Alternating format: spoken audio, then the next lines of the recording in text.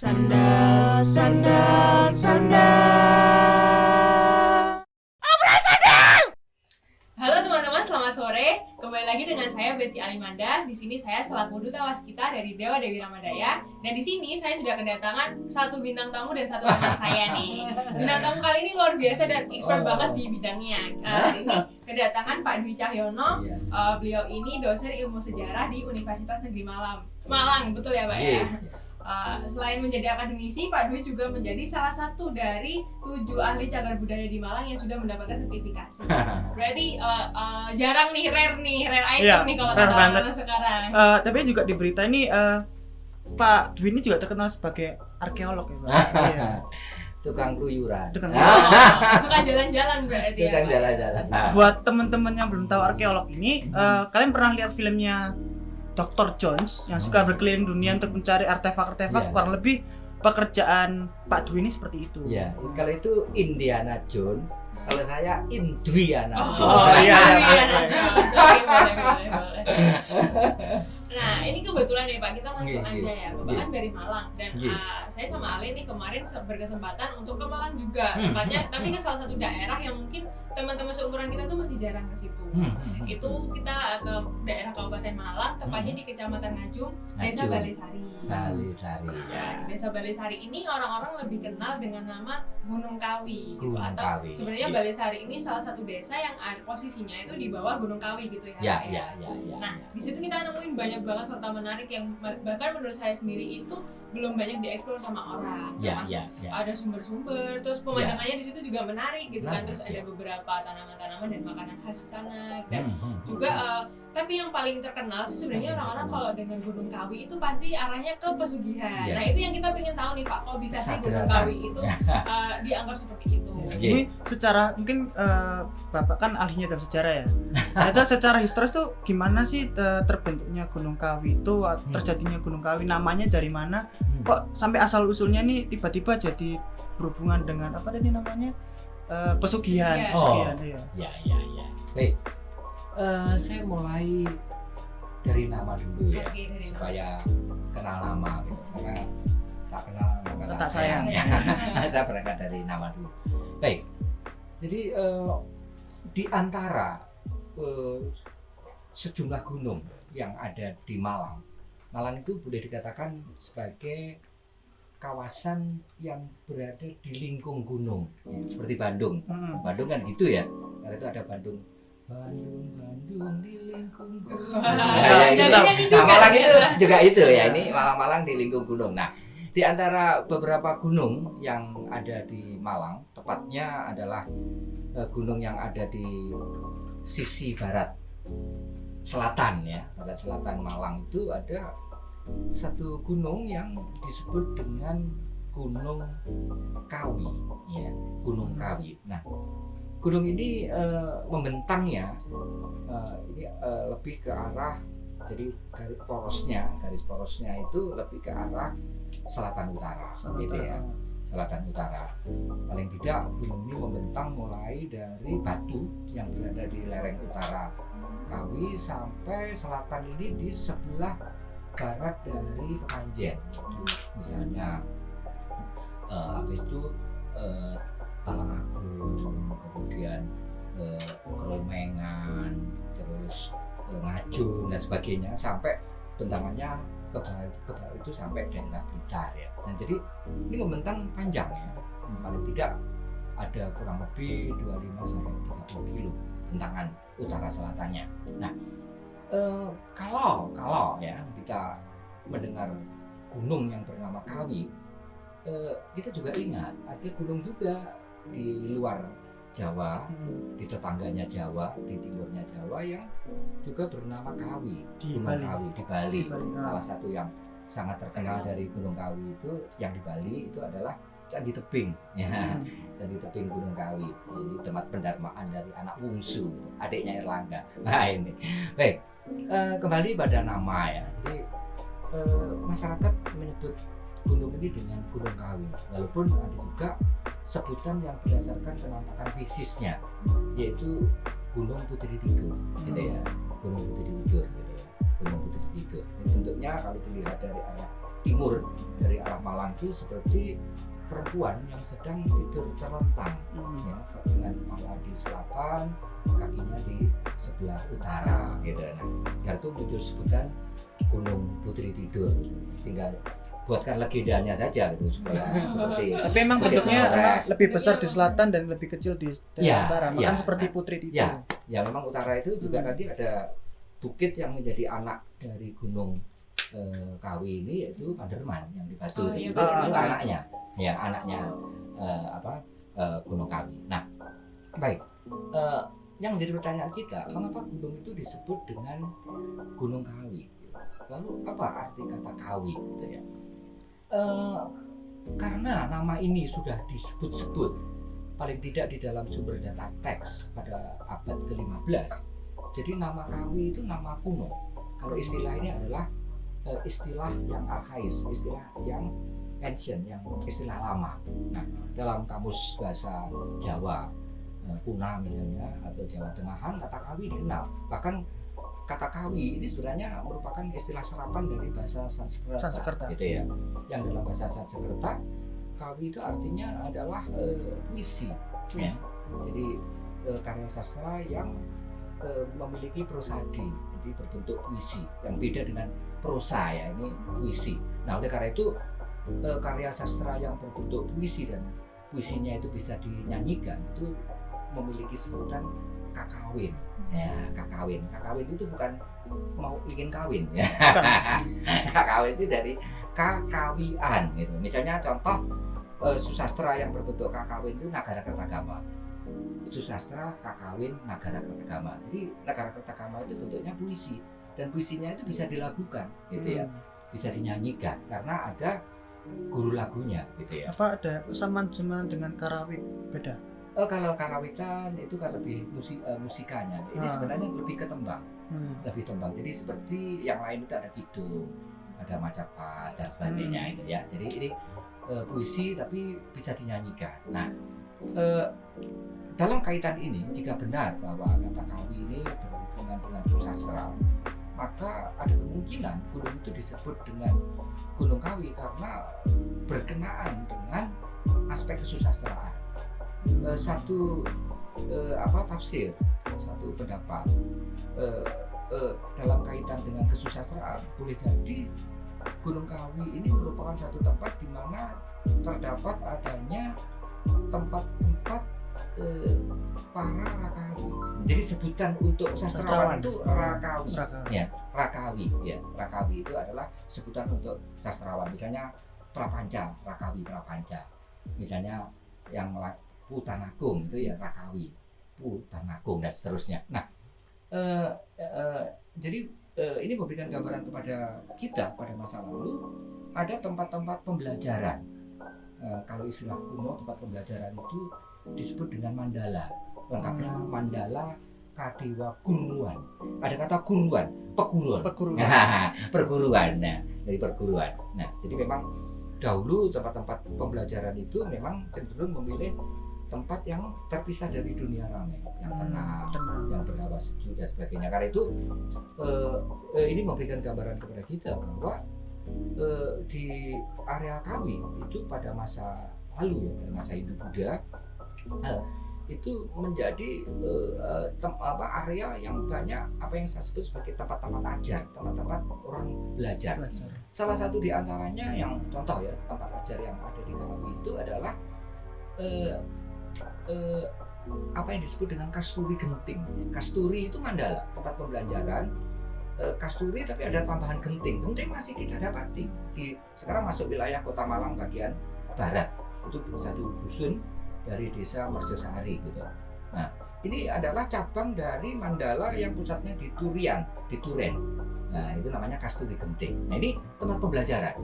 Sangat mungkin susastra yang sangat penting ya kalau kita mau mengungkap tentang kerajaan Singasari yaitu Pararaton itu ditulis oleh Rakawi yang tempat penulisannya sangat mungkin itu adalah di lereng Kawi. Ya. Kok bisa itu?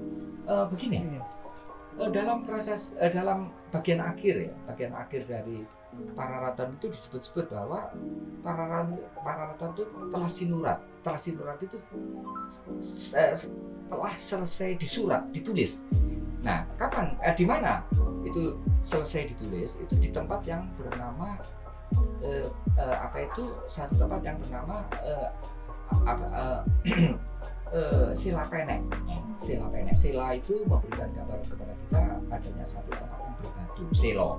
Ya, selo itu batu ya. Terus Penek itu adalah tempat yang di ketinggian. Nah, oleh karena itu ada kemungkinan Sela Penek itu tempat yang sudah berada di lereng. Apakah itu di lereng bawah, apakah di lereng tengah, gitu ya. Dan arealnya itu areal berbatu. Artinya mestinya gunung ini masuk pada kategori gunung api. Mungkin tidak status aktif lagi ya, gitu. Tapi pernah punya riwayat sebagai gunung api. Nah, kemudian yang kedua yang menarik perhatian kita dari Pararaton. Pararaton itu berkali-kali, tidak hanya 1-2, jadi berkali-kali menyebut adanya satu areal yang diistilahi oleh Pararaton itu Sakaridanengkawi. Jadi area di timur Gunung Kawi. Nah, yang maksud area di timur Gunung Kawi itu adalah apa yang sekarang disebut dengan Malang.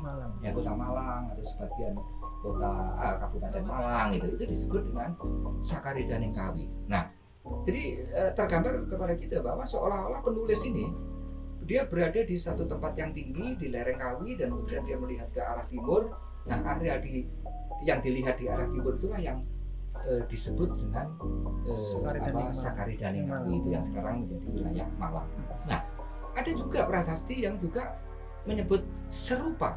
Ini kalau Pararaton itu susastra, ada prasasti yang serupa itu yang juga menyebut Sakaridanengkawi. Misalnya ada prasasti yang ini lebih tua ya dari Pararaton. Pararaton itu ditulis tahun 1480-an lah. Itu ada prasasti yang berangkat tahun 1198. Namanya prasasti Ukir Negara. Ada juga yang menyebut prasasti Pamotoh, ada juga yang menyebut prasasti Marinci gitu.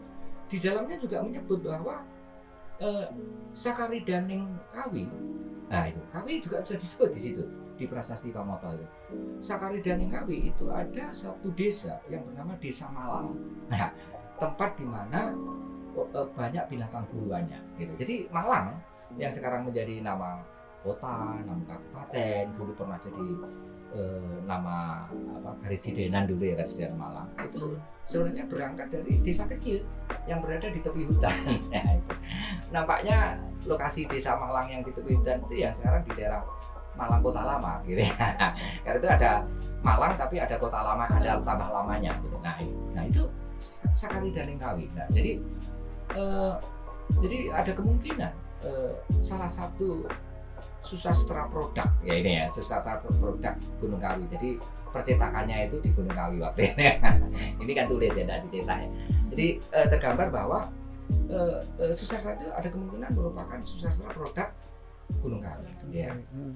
Apakah bukan tidak mungkin ada susastra yang lain? Bisa saja gitu. Ada satu naskah juga yang konteksnya sangat Malang gitu. Ini agak muda ya ini juga tahun 1400-an, namanya Kidung. Ini bentuknya Kidung, ini bukan kakawin tapi juga berbentuk puisi ya. Ada yang puisi yang berbentuk kakawin, ada puisi yang berbentuk Kidung, namanya Kidung Panji Margasemara.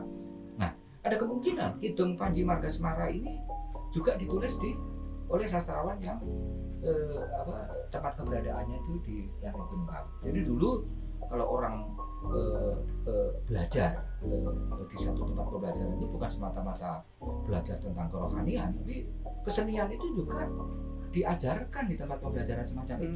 Bahkan ada semacam festival gitu dulu, festival tahunan supaya bisa memicu produktivitas kualitas dari para sisya.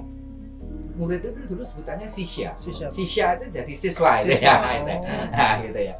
Jadi para sisya itu dipicu untuk bagus-bagusan nulis. Nah, nanti yang mendapatkan yang bagus karya sastranya itu mendapatkan waranugraha, mendapatkan anugerah gitu ya. Nah, itu sudah dilakukan. Kalau sekarang mungkin ditempelkan dinding jadi mading gitu ya. Gitu. Jadi artinya bahwa susastra itu merupakan satu hal yang juga menjadi sesuatu yang diajarkan itu di lingkungan tempat-tempat ajar, termasuk lingkungan tempat-tempat ajar di Gunung Kawi itu. Nah, jadi kemungkinan arti yang pertama, Kawi ini berkenaan dengan bidang susastra. Nah, jadi tempat di mana para sastrawan itu melakukan aktivitas kesusastraannya. Kemungkinan arti yang kedua dari kata Kawi itu saya justru teringat salah satu istilah dalam bahasa Jawa baru ya. Jadi bahasa Jawa itu kan ada tiga fase, ada Jawa kuna, ada Jawa tengahan, ada Jawa baru. Kita itu hidup di era bahasa Jawa baru yang Monocoroko dan sebagainya itu Neo Jawa. Jawa baru itu ya, Neo Jawa ya. Jadi Neo Jawa script ya, script yang Jawa baru. Nah, kalau itu script ya, kalau bahasa juga ada bahasa Jawa baru. Nah, dalam bahasa Jawa baru ada satu kata yang bersinonim arti dengan kata bambu ya, yaitu kawi.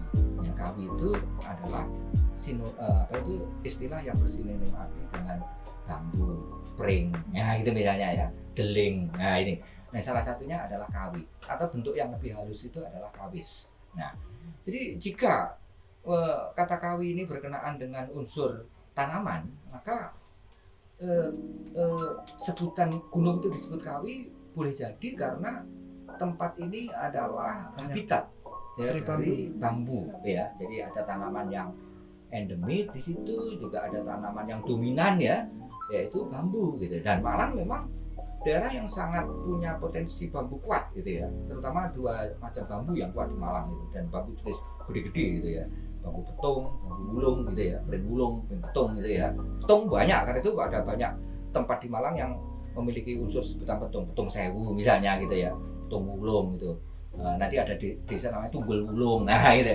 Ini adalah istilah-istilah yang menggunakan meminjam jenis-jenis bambu. Nah, apakah di dalam realitas sekarang saja, apakah di areal sekitar Gunung Kawi tanaman bambu itu masih kita dapati? Banyak bertebar itu di semua, mulai di kecuali puncak ya, memang bambu itu jarang sampai puncak itu ya, paling tidak kan di lereng tengah ke bawah ya, dan terutama tempat-tempat yang ada hubungan dengan air. Betul. Karena itu keberadaan air itu bisa dideteksi dengan keberadaan bambu gitu ya. Ya ini. Nah ini jadi lalu dari dua kemungkinan arti itu kita mesti memilih yang mana. Jadi kita bisa memilih, bisa juga tidak usah dipilih lah, biar aja gitu ya. Bisa salah satu yang benar, juga bisa dua-duanya yang benar. Ya kebetulan artinya juga kontekstual, artinya konteks ekologi, terutama tanamannya juga konteks. Terbukti sampai sekarang masih banyak tanaman bambu di sekitarnya ya. Terus konteks susastranya juga ada indikasi ke arah itu ya, bahwa itu merupakan basis-basis para tempat-tempat tinggal atau basis area basis dari para sastrawan di masa lalu. Nah itu berhubungan dengan tempat ya. Nah sebagai sebuah gunung yang sebenarnya bukan sangat besar ya gunung ini ya, bukan sangat tinggi ya, gunung sedang. Jadi sedang saja gitu ya. Nah, gunung ini lumayan membentang gitu ya. Yang di sisi utaranya itu Batu, sekarang masuk wilayah Kota Batu ya, Kota Batu. Yaitu Kota Batu itu berada di lereng utara, itu di pojok lah, utara timur lah dari Batu gitu ya. Nah, selatan itu sudah masuk wilayah Kabupaten Malang, yaitu seperti yang saya katakan tadi itu Kepanjen ke arah barat sampai Blitar sampai sekitar Ulingi gitu ya. Itu lereng selatan Kawi gitu ya. Lereng timurnya full Kabupaten Malang.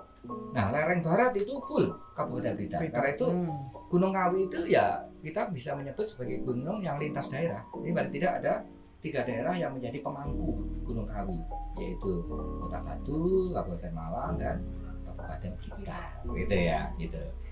Tuh. Nah, baik. Ya, bagian yang agak rendah dari Gunung Kawi itu bagian tengah.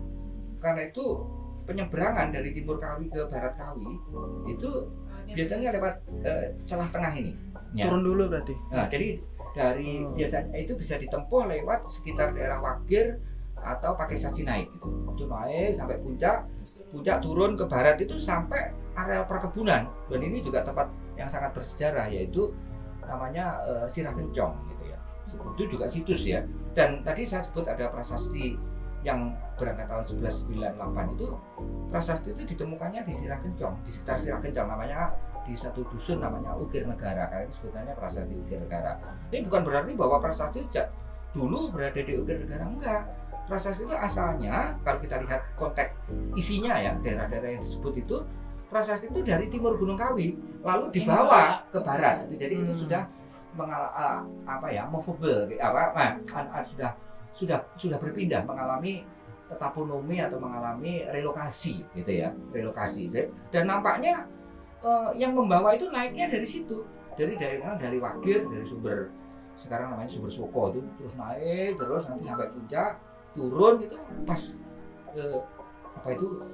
pas yang saya sebut itu daerah perkebunan ya, yang sangat terkenal itu di daerah Blitar itu, yaitu Sirah Kencong itu. Nah itu, jadi itu gambaran dari Gunung Kawi ya, yang masyarakat menyebutnya ini bukan gunung biasa gitu ya, bukan gunung biasa. Kok nggak biasa apa pakai telur? Ya. Nasi goreng dulu.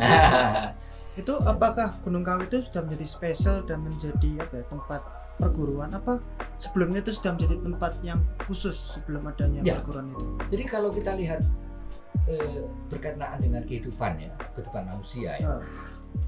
Yang pertama dulu tentang alam dulu lah ya. Jadi Gunung Kawi itu ada kemungkinan kalau kita bicara tentang sejarah gunung ya, sejarah gunung itu ada kemungkinan Gunung Kawi itu pada mulanya itu merupakan gunung api. Ya.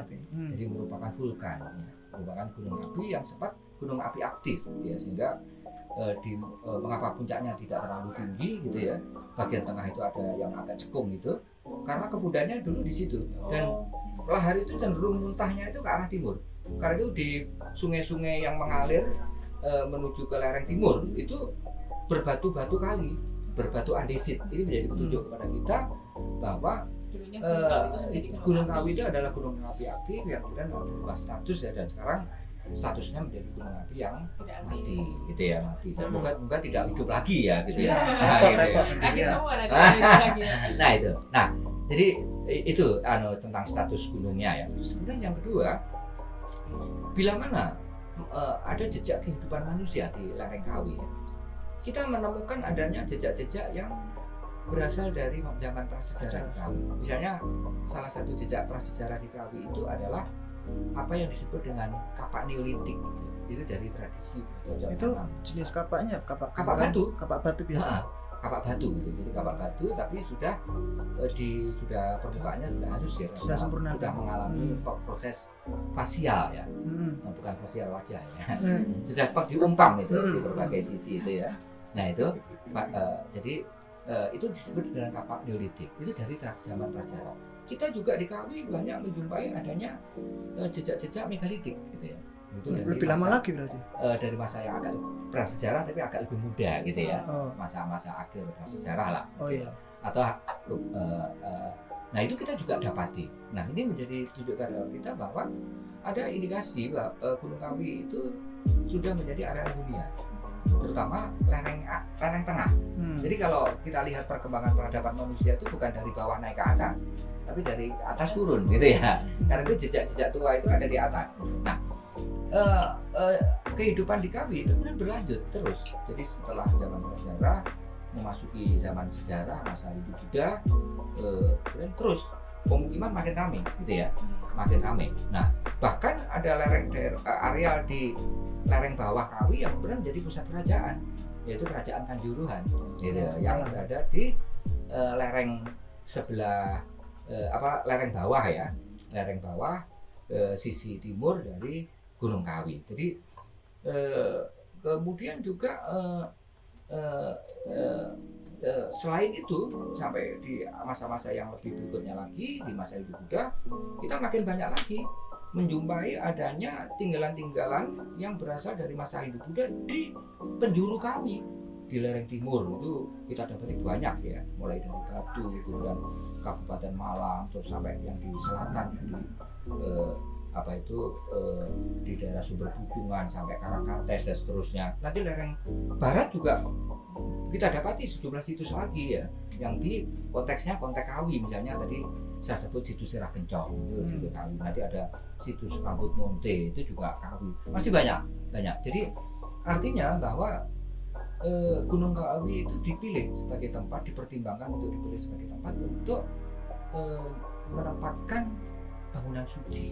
Nah, sehingga muncul pertanyaan kepada kita bahwa kenapa bangunan suci itu ditempatkan di Kawi gitu ya. Nah, gunung seperti apa ini Gunung Kawi itu, sehingga dipilih untuk menempatkan bangunan suci. Kalau bangunan suci itu letaknya tidak pas di lereng gitu ya, atau apalagi di atas gitu ya, di lembah, itu dikiblatkan, jadi orientasinya diarahkan ke puncak Kawi. Nah, jadi biasanya titik orientasi, titik pengkiblatan dari bangunan suci itu adalah gunung yang suci. Nah, jadi ini menjadi memberi indikasi pada kita bahwa Gunung Kawi itu konon diyakini, dikonsepsikan sebagai gunung yang suci. Ya, gitu. Karena itu gunungnya suci, air yang keluar dari gunung suci itu menjadi air suci. Kalau air itu kemudian mengalir menjadi sungai suci, termasuk salah satu sungai yang kemudian dikonsepsikan sebagai sungai suci itu adalah Kali Metro. Dan itu sebutannya Metro atau Metro, yang kalau sebutan panjangnya itu Amrita, air kehidupan. Nah ini, mengapa Kali Metro itu kali suci? Karena mata airnya berasal dari gunung suci. Itu apakah konsepsi soal gunung suci, Kawi itu gunung suci itu berhubungan dengan sumber-sumber air yang sekarang dijadikan tempat spiritual? Betul. Jadi memang kalau kita lihat ya, desa-desa kuno yang ada di Kawi itu memang ada kecenderungan lokasinya di area-area sumber air. Kalau tidak di sumber air, paling tidak di bantaran, di das metro, atau anak-anak sungai yang nantinya masuk ke metro, atau kadang-kadang di tempurannya, ini ada sungai, kemudian ketemu dengan Kali Metro. Nah, pas di pertemuan sungai, dua sungai ini, yang orang Jawa menyebut tempuran itu, juga menjadi area pilihan untuk pemukiman, gitu ya. Nah, jadi air itu air yang berasal dari Gunung Kawi ini akhirnya juga banyak digunakan untuk kepentingan ritual, gitu ya. Karena kalau apalagi dalam agama Hindu ya, bahwa tempat suci, dewata itu mau hadir ke tempat suci jika ada dua syarat, yaitu ada api dan air, gitu ya. Air itu syarat, karena banyu gak teko. Nah itu ya. Nah karena itu mengapa bangunan suci itu senantiasa punya hubungan dengan air. Pura itu dekat beci, gitu ya. Itu sak jodoh tuh, ada pura, ada beci, gitu. Nah itu ini jadi air itu bukan hanya penting untuk manusia saja, tapi juga merupakan hal penting juga untuk kepentingan peribadatan pada para dewa, gitu ya. Nah ini